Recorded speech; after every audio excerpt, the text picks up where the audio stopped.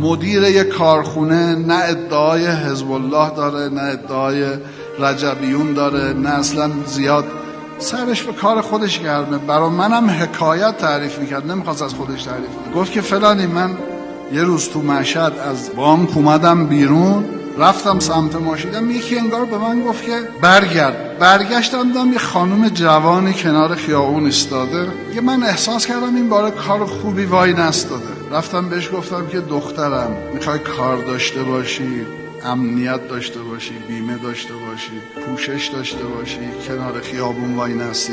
میگه دختره به من گفت مسخره میکنی منو؟ یعنی میخواست بگه تو هم داری منو سرزنش و ملامت. گفت نه به خدا من سرزنش نمیکنم. میخوای یا نمیخوای؟ گفت چرا نمیخوام. گفتم بیا سوار ماشین شو. 40 کیلومتر بیرون مشهد کارخونه داره، اوورد تو کارخونه. خانم مسئول کارگزین رو صدا کرد، گفت این دختر رو ببر بذار سر یه دستگاهی، بذار کارشو بکنه، ازش نه کارت ملی بخوا نه شناسنامه، بذار این 7-8 روز 20 روز بیاد جلد ما بشه، بعد مدارک. الان بگی مدارک بره دیگه نمیاد. بردش سر دستگاه و اینا. یه چند دقیقه برگشت، بعدش برگشت خانم به من گفت که آقای مهندس میشه من برم به بچه‌هام سر بزنم؟ میگه من گفتم این دروغ میگه، دید که دستگاه و کار و اینا از 40 کیلومتر هم دوره، دید همون کنار خیابون شاید بهتر باشه. میگه منم راحت رهاش نکردم، گفتم که تو با این سنت مگه بچه داری؟ گفت به خدا 2 تا بچه دارم، یک بچه زیر 2 سال دارم، یه بچه زیر 4 سال. باز بیشتر شک کردم که دروغ میگه. گفتم باشه با هم میریم سر میزنیم. میگه اون خانومم سوار کردم، مسئول پرسنلیم و این دخترم سوار کردیم رفتیم. ایشون شوهرش فوت کرده بود، همسرش فوت کرده بود.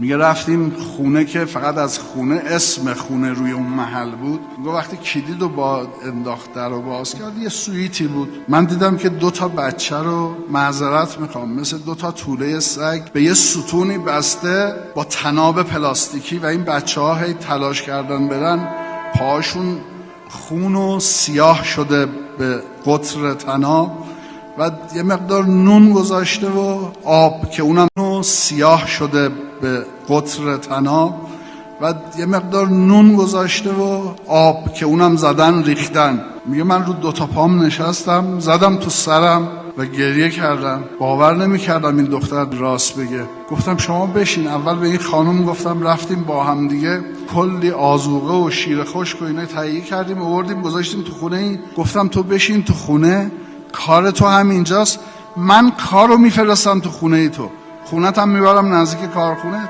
مواد غذاییه، میتونی سیر پاک کنی، میتونی این کارو بکنی. گفت چرا نمیتونم؟ گفت از الان 3 خرده‌ای حقوقته، بچه‌هاتو بیمه میکنم، پوششت میدم، اینجوری میکنم. به من گفت دنبال این هستم که ازدواجش هم بدم. میگه همین کارا تموم شد، اومدم بیام برم بیرون. میگه این دختر منو صدا کرد، گفت مهندس، گفت من بیکار شده بودم، امروز روز اول اومدم کنار خیابون وایسادم، فقط رو به حرم امام رضا کردم.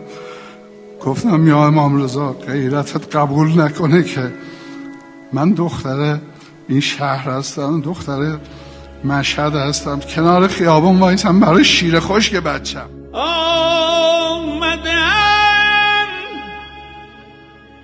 آمدم